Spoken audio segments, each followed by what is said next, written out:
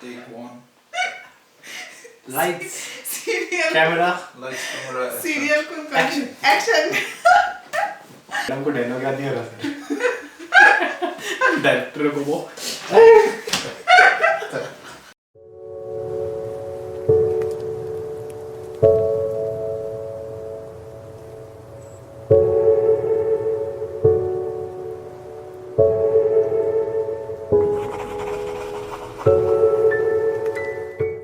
Hi friends, welcome back to my channel. So welcome back to Tonma again. So we are going to discuss about his postdoc journey in Zurich. So I'm gonna ask you first question. Why postdoc? Again. Probably you are asking if I am not tormented enough by studying enough for PhD, then Yeah, I'll continue for postdoc, right? Why? As I mentioned in a previous video, I am a PhD, so I have permanent head damage. And since the damage is already done, there is no point doing anything else. The only thing I can do is research. So that's why postdoc.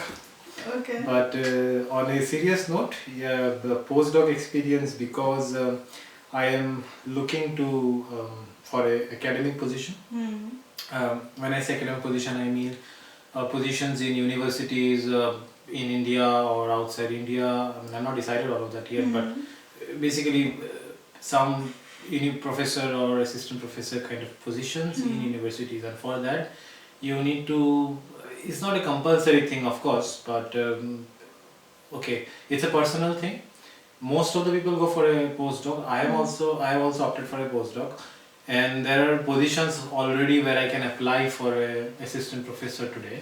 But I am not doing so because I think that I need some more experience and training. Okay. Before I go into a position in a university as associate or assistant professor or something like that. So that's why I decided to have a postdoc for a few years before I take up a position somewhere in some university. So did you look for a job after PhD? After PhD, yes. I mean, I was looking for. I mean, first thing, postdoc is also a job. Okay. I mean, I don't just go there and sit there. I have to work. It's a job. But yes, there are. I did look for non-postdoc jobs as well.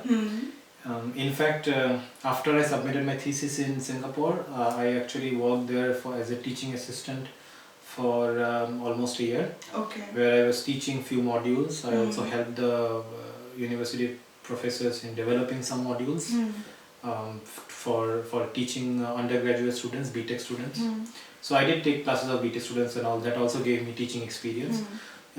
So I was looking for a job in many other areas including postdoc. I also looked for a job in industry, in some companies for research, for R&D as they call it, research and development. But I was looking at all the options so that I get a feel about the entire job scenario. Okay. So that's why, and I got a few offers also, including from industry, from postdoc, positions elsewhere, and I also did the teaching job.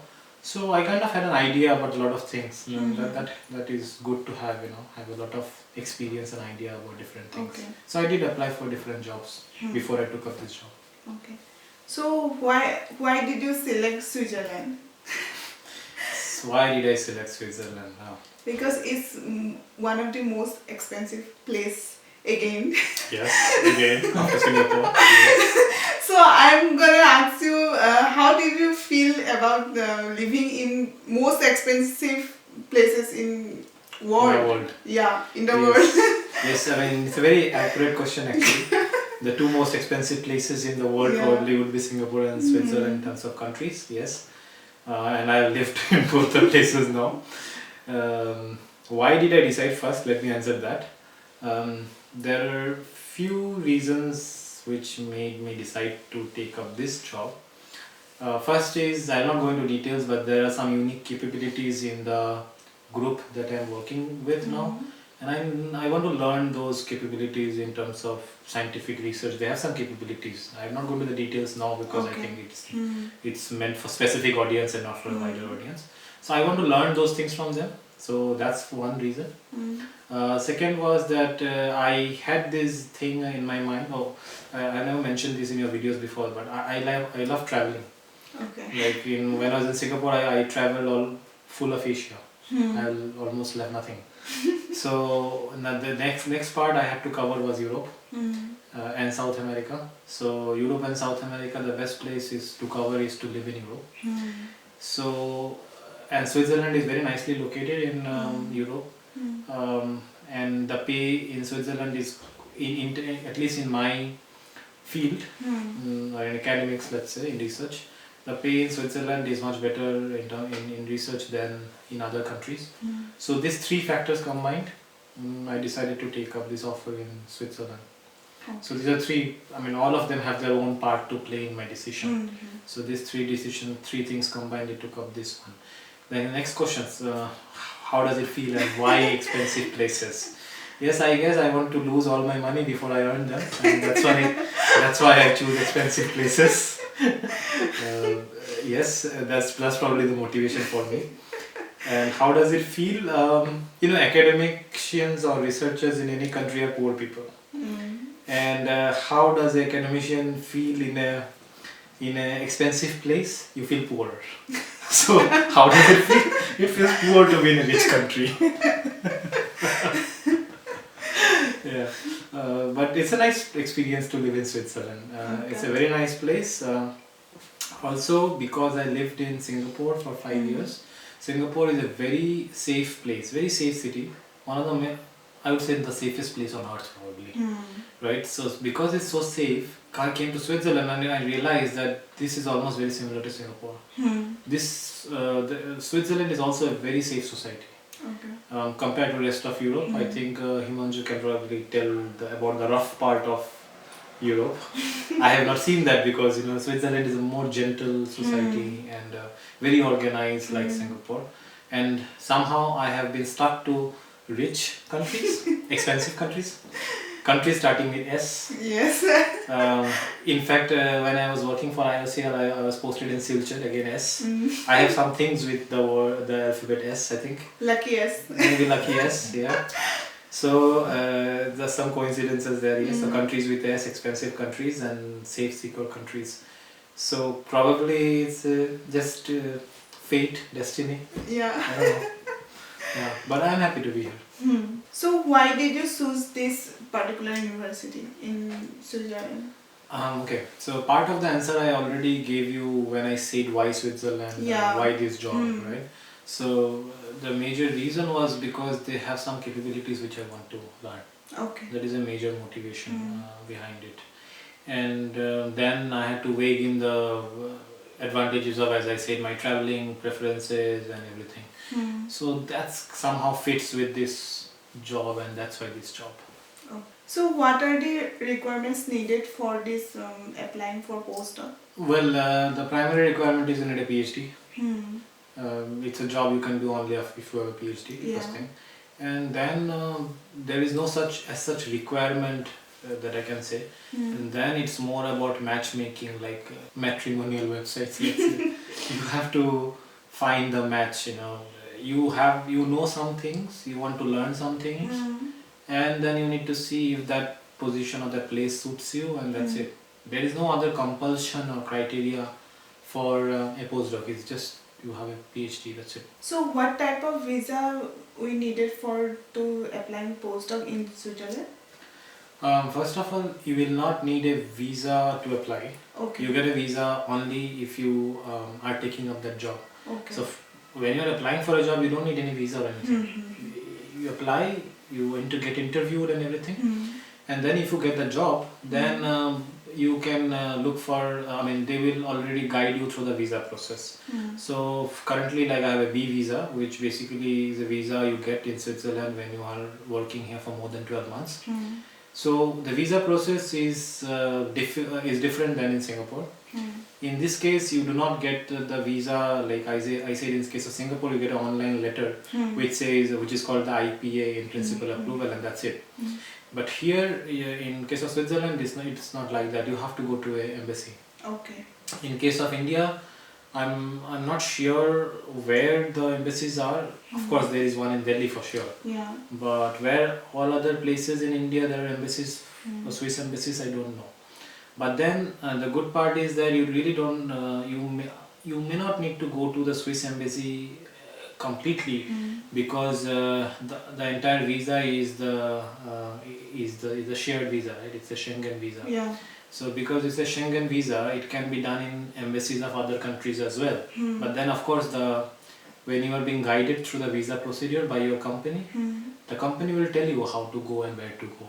But you have to go somewhere to some embassy, preferably a Swiss embassy, fill up the documents, submit the fee that you need for that visa, and so on. And it takes around, I was in Singapore when I applied for that one. So it took around like 2 weeks for the visa processing. And in 2 weeks you have your visa. Okay. So you don't need to go through any third party or anything. The embassy will guide you. Not the embassy, sorry. The company will guide you about how to go about it, where to apply and how to apply it. Yes. So what are the basic requirements for this visa? Well, for any visa in the world, there are some basic requirements. Yeah. One is a copy, original passport, a copy of your passport. And then you probably, if you're applying for India, probably you need to submit another identity document. Okay. I don't know if Aadhaar or something, some identity document. Then you will need some bank balances to be shown that you have enough money to sustain yourself for some time. Okay. If you are applying from a company, I mean for a job, the company's letter might be enough because then the company says that they are going to pay for you and everything. That letter might be helpful. So you need some kind of a financial assurance, either your bank accounts or a letter from the company. And then of course you need to fill the visa form. You will need some photos. And what else? I think I can't remember anything else at this moment. Okay. But yeah, these are standard things that you will need. Yes. And we have to pay money for this? Yes, when you are applying for a visa for Switzerland, Okay. you will have to pay the regular fees that you need to pay. Maybe your company can reimburse you that money later. It depends on the company. But yes, when you're applying for the visa, you need to pay the money. Oh, okay. So do you have any idea how much we have to pay for this visa? Again, because I applied for Switzerland visa 3 times. Yeah. And all 3 times I applied for Singapore because I was always in Singapore for those 5 years. And I think, let me remember, I think it was around 100 Sing dollars, around 5,000 rupees. Okay. 5,000 rupees roughly. If I can remember correctly. I think like that, not more than that. Okay. So what is the accommodation process in Zurich? A process as in when you are asking about what are the options or something? Yeah.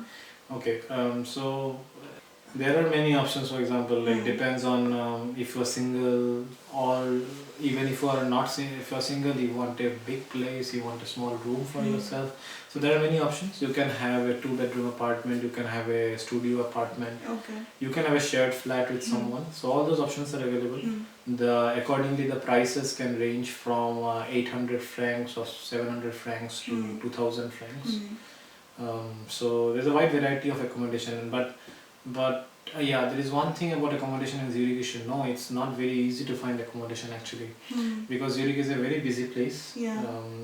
A lot of jobs are concentrated in Zurich. Therefore, it is not so easy to find accommodation there.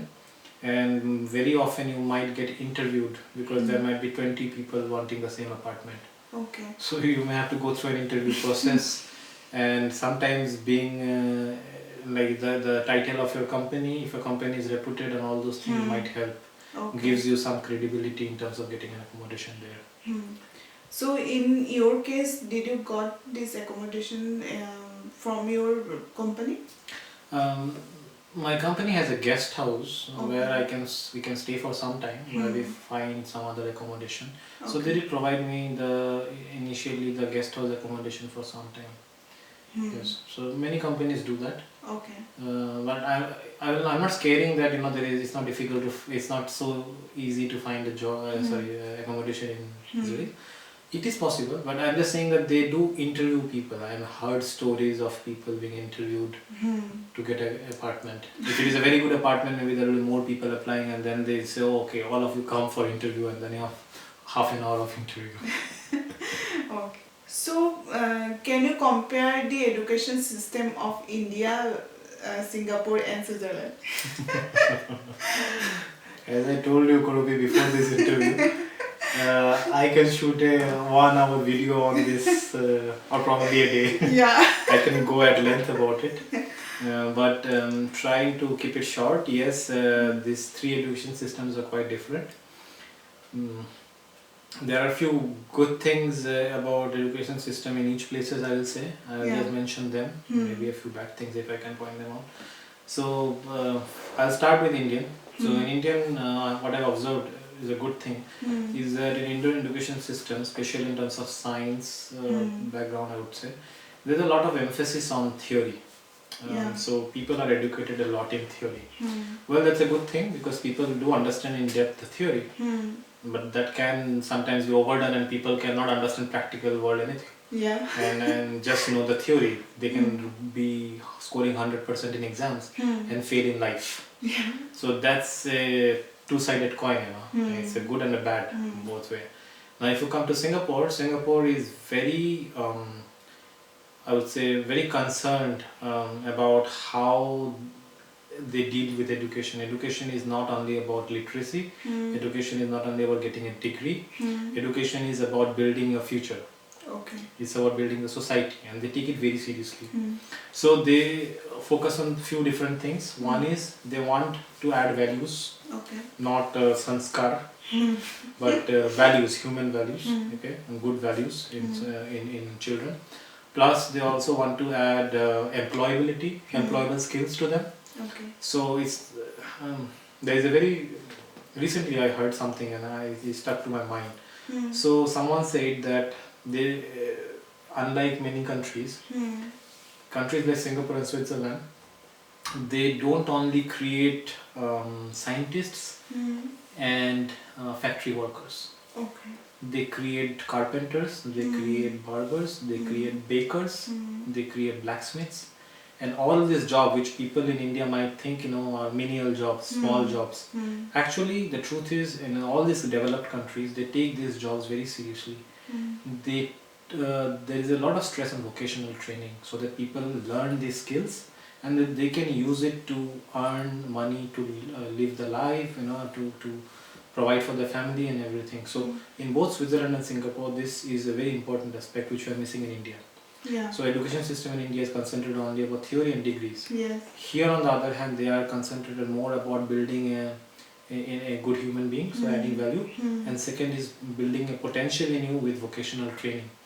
And this is true for both Singapore and Switzerland. So these are some stark differences in the education system here. But you know, as I said, I can go in details about it, but you can more or less understand where I'm going, you know, the direction I'm trying to say, what is wrong and what is right. So that's it. And if you want, someday we can talk for a long time on this video on this topic. Yeah. How long will be this postdoc position for? This postdoc position, for me, it's a 2 years contract, and these contracts can be extended later depending on, the mutual goals that we see, both my employer and me. Yeah. If we both want to continue, then we continue for more years. For now, for me, it's a 2 year contract.